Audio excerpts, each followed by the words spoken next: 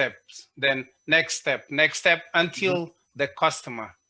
Okay, so let me kind of explain the way our business is set up, our company is set up. Okay. So we fundamentally split into two groups, our company.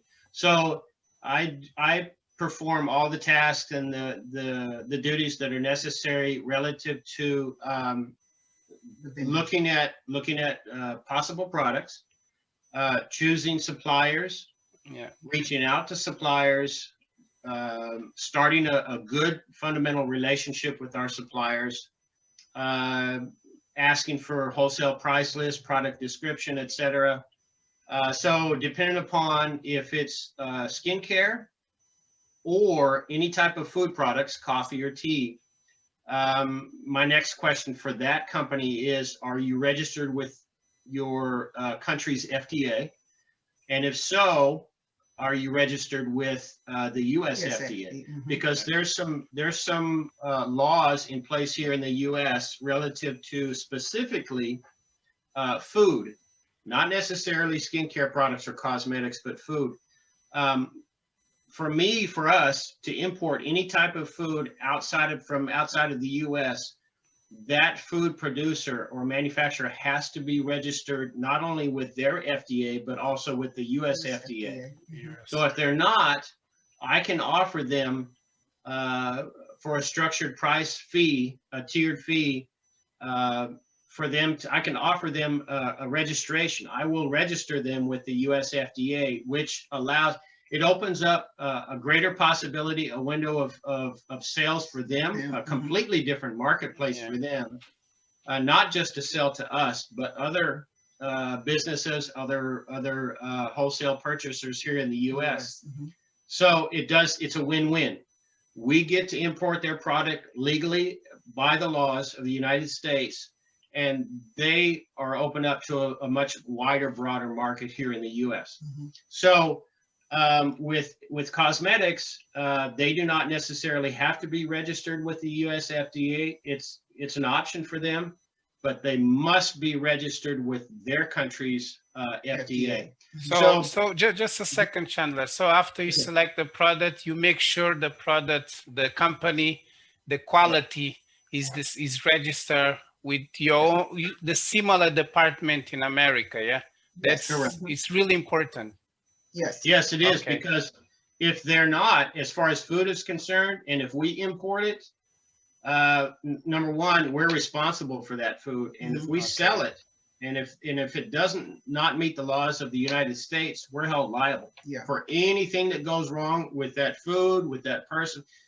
Much less we can't even sell it unless it's registered, unless that company is registered with the FDA if they're selling food or if they're producing food. Okay, so what's the next steps after you know the product? It's legally, you can import the product to America. All the paperwork is okay. You know, like the first thing you do you send them like an email or you call them? How do you do your process? Like, so in this process, we're still in what I'm considered the front end of this process. I own the front end, she owns the back end. So we've established that relationship. We've agreed, my wife and I, based upon the wholesale price list that they've sent us via email and in some cases WhatsApp, because WhatsApp is very popular in the continent. Not so much in the States. Email is more the communication tool that we use here. But fundamentally, we receive the same information. My wife and I agree upon the product. We agree upon the price, and at that point, I reach out to the supplier with the purchase order agreement with the actual product that we want. We send it to them. There's a bit of negotiation here, and this is where it gets, I don't want to say sticky or tricky, but it's squishy, let's put it that way, because one supplier might not necessarily have the same lead time as another supplier. So it's very, very difficult to determine ultimately when all of our suppliers are available for our freight forwarder in Ghana to be able to take possession of that those purchase or that inventory. Okay. So we like to specifically, I personally, because again, I'm managing all departments within what I call the back end of the business. The front end. Well, I call it the back end. I'll call her the front end. Yeah, it's okay.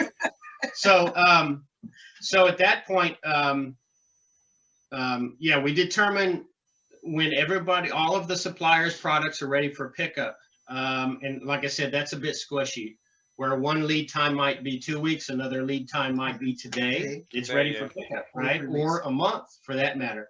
So again, I deal with all that. I get in contact with our freight forwarder. Our freight forwarder that we signed our first contract with in Ghana is a gentleman by the name of Edom, and his company is called Swiftly. Mhm. He's a young entrepreneur, a young business owner.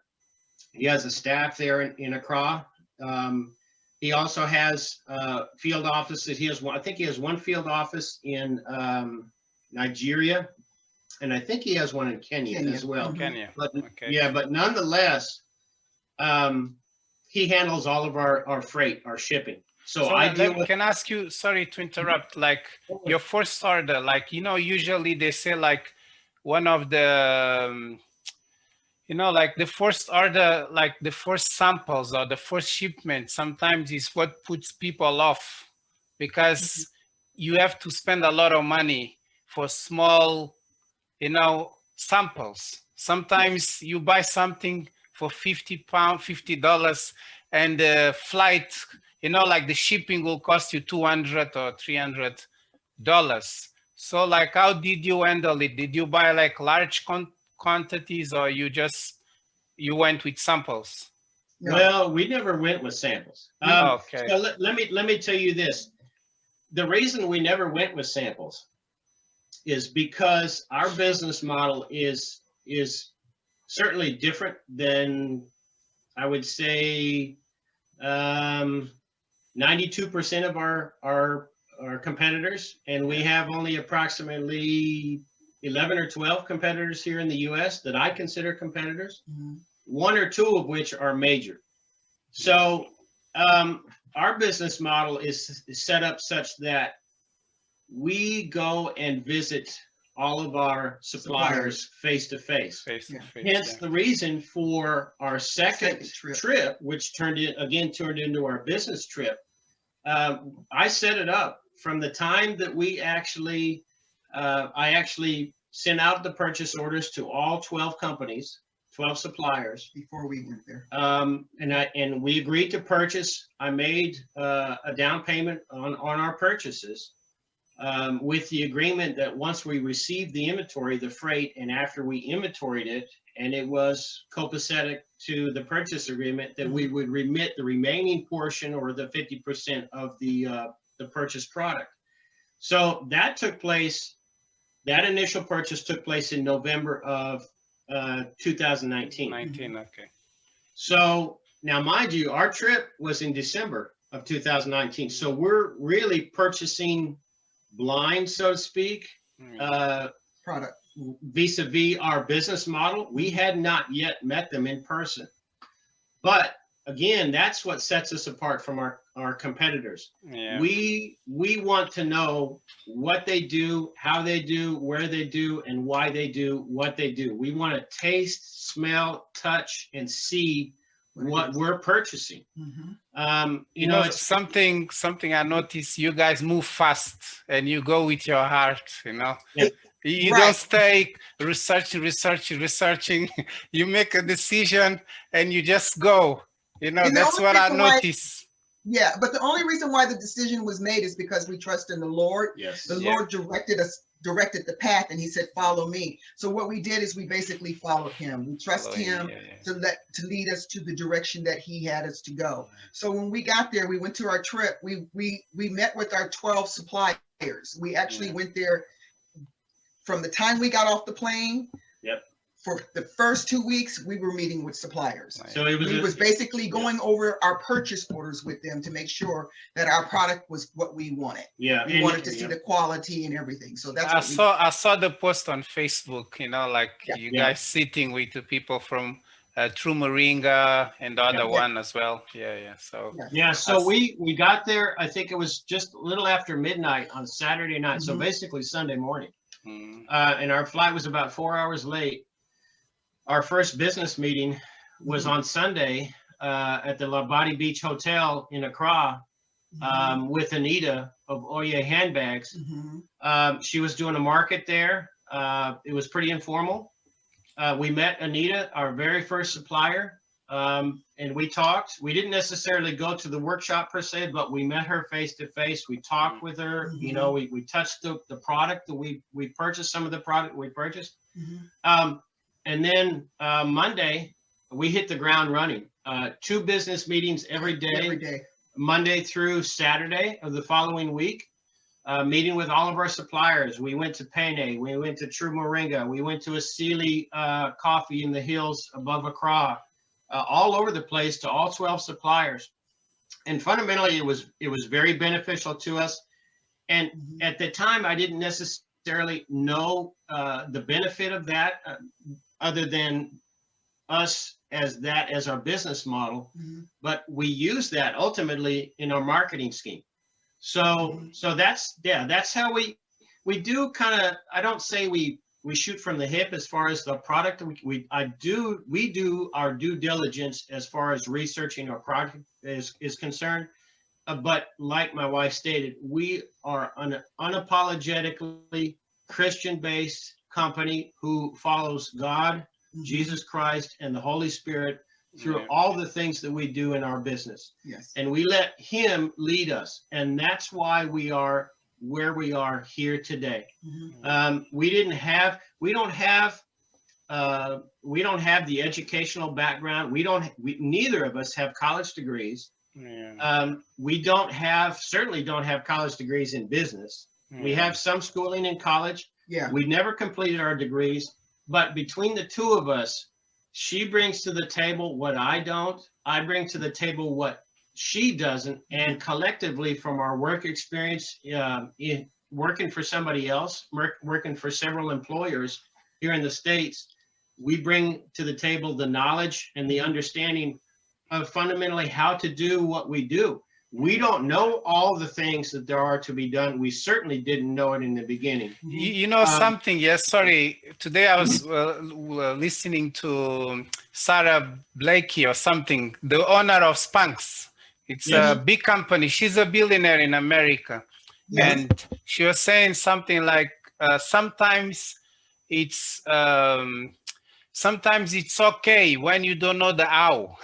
Yeah. Because you figure it out, you We'll find a figure it out. way, you know. So yeah, as long as you have your heart, or you have something that you believe in, someone that is guiding you, and Mhm. even if it's God, it's better, because Yes. you know you have something stronger, Definitely. you know what I Yes. mean, you know. Definitely. So yeah, yeah. so she was saying that thing, and that thing stay on my mind, you know, like you don't need to know the why, the how, if you have a strong why.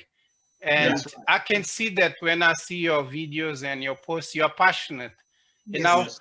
even if you didn't sell anything because of COVID, you still go out there, you still do your thing.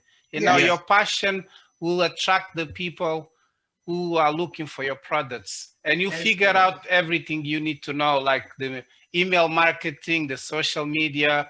everything.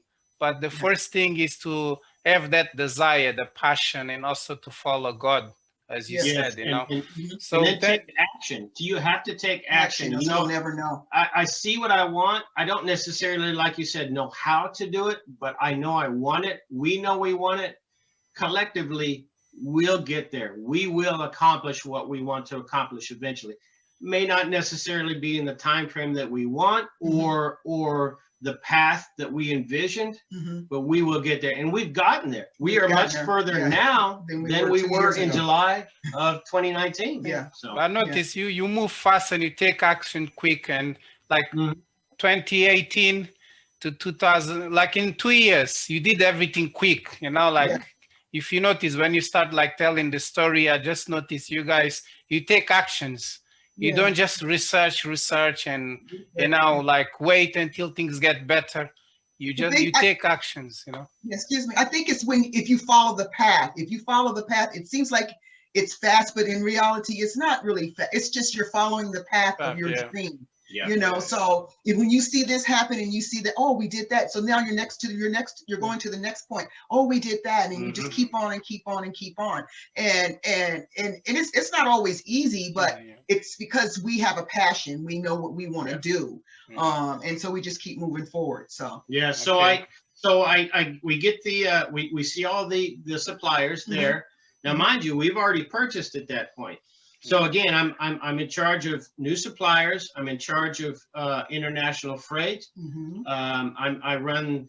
Again, we have many departments in our company, but guess what? The It's just only us two two. employees are us. Yeah. So we're not only CEO. we're not only owners of the company, we're not only managers of, I don't know how many, we have 13 or 14 different departments, maybe more in our company.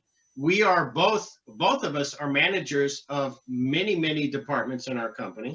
Yeah. And we're also the employees of the company. So we hold fundamentally three titles in our company, and that's just us. And this is what we do. So again, I'm in charge of international freight. I'm in charge of dealing with the US FDA. I'm in charge of dealing with the freight forwarder, purchasing, customs. I'm in charge of clearing customs here in the United States. How do you do it? Like once your products get to America, like imagine the coffee or moringa, what's the process like? Can you explain like in a few? Explain to him like the container, how we do the container. Yeah. So I don't know if the audience will be aware of this, but more is less. More weight and volume costs less per unit, fundamentally. So we certainly did not have in our first purchase enough inventory, enough product to fill up one shipping container by no stretch of the imagination. Yeah. And I would say that if you do a ratio, I would say our total cost of inventory and freight, and now freight also is inclusive of what Adam charged us for his services, not just the shipping aspect of it, but his services, as well as our customs broker here in the United States. So you have someone to clear the goods once they get to America. Yes. Yeah, I provide all the information to the customs broker, and we have a contract with the customs broker to do that for us. They've been in business for 30, 40 some odd years. So very knowledgeable, trustworthy. Adam is trustworthy as a freight forwarder. He is young. He's young and he's a new business owner, but he's very knowledgeable and very honest. That's key. You have to determine if the people you're working with are fundamentally honest. And if I don't get that vibe, if my wife doesn't get that vibe, we back off and we wash our hands. See, Chandler, can I ask you something? Because this stuff you're just sharing, there's so much value in it. So I wanted if you can just in simple steps, you can just explain, because I want to bring value to people who are thinking about doing what you already done, So like you chosen the product and you have the guy in Ghana. So after that, the product gets to America. And then you have someone in America to clear the product. And then where do you store? Do you need to store it somewhere? Do you take it to your house? Right here in the house. We store it here. Yeah. So can you just share these steps quickly, like in your own words? So the freight forwarder, Adam, his company comes to pick up from our suppliers wherever they're at. They take possession of it. They book an ocean freighter. It gets loaded into crates. Gets put in a container on the ship. The ship sails to America, the port of choice that we choose. Last time we went through Houston. We're probably going to end up going through Philadelphia port next time. It's a bit more, it's direct, it's cheaper, it's less expensive. Once that's the case, there's some communication in the background that don't take place between myself and the other entity. There are two entities. They will actually talk amongst themselves. Okay. So Adam will talk to our customs broker here in the United States. Adam will say, okay, the ship has left port. There's a security filing that needs to be done by our customs broker. He does that. The ship gets into port. It gets the product, or any imports into the United States certainly have the possibility of being inspected, right? Yeah. There's a percentage. We were told by our customs broker that more than likely it would be pulled and inspected for validity, for accuracy of the paperwork, et cetera. It was never done. That's okay. That's fine, because it gets to us quicker. All right. So there's less of a delay. We set up the freight such that it's what we call door to door, and it's Ex Works, meaning to say that all I want our suppliers to do is manufacture, craft, or produce the product and make it available to our freight forwarder for pickup. And that's all they do. All I want our freight forwarder to do is to make sure that they pick it up and they get it to our door. And that's quite a process, right? Because he has to work with the customs broker. So the customs broker facilitates the clearing of customs, regardless of whether it's pulled or not. It continues its travel to our doorstep, because this is our home, is our place of business. The volume for which we actually purchased is not so significant that we have to store it somewhere else. So it stays behind us. Some of our inventory is in the closet back here behind us in our home. Okay. And that's it. So that's when my wife takes over, and she does the back end of the process, and that's where she takes over. Okay. So that's how it goes. Thank you very much. Okay, because that, those steps are really important, because sometimes, you want to import something, or you have an idea, but when you put it into practice, you're going to have some challenges. Yes. So if someone tells you ahead about what's going to happen, you'll know how to plan it, So thank you very much for sharing that bit, Chandler. And now we're going into challenges, when you start a new business, a new industry, something new, what's some 2 or 3 challenges that you faced in the beginning or during your business as importers, as business owners selling African products? Can you share 1 or 2 challenges that you have faced? So maybe in the back end of the process, she handles all the inventory. She inventories. She ships to the customers who purchase the product. She keeps our books. Keep the books. And I also do the marketing and the website, but maybe you can share I have some challenges. I'll just wait till I think one of the challenges for both of us was we created our own website. Yeah. So we had to do everything from the back end, from taking pictures, loading the pictures, putting the descriptions in the system for our web page. That was a task in itself. We were doing our own pictures. We didn't hire anybody to do any of our work. We did it all ourselves. Yeah. And it was kind of tedious, because you had to, put the inventory in, then you had to do the counts, and, it was just going back and forth, making sure the pictures line up the correct way. I have a certain way, he has a certain way. So that was the challenge for me. As it goes for getting the product out there and shipping, to me,